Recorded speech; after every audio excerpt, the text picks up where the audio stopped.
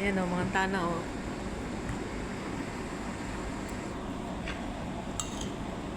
Nahinog na yung mangga galing sa Pilipinas. Tamis. Back to reality na naman tayo. Wow.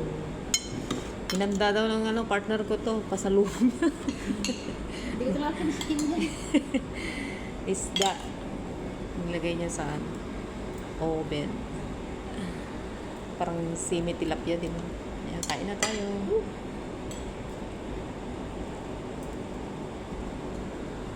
Samayan portion. Dapat uminom ko lagi ng mainit na tubig.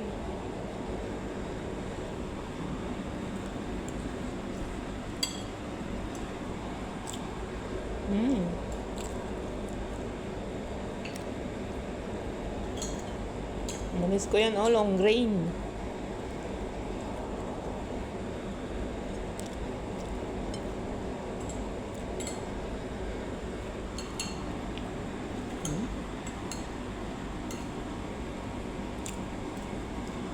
Ang kami?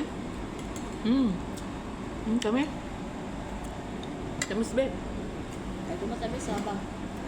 Oh, matamis nga. Yan, let's eat. Mga kabarangay. Thanks God.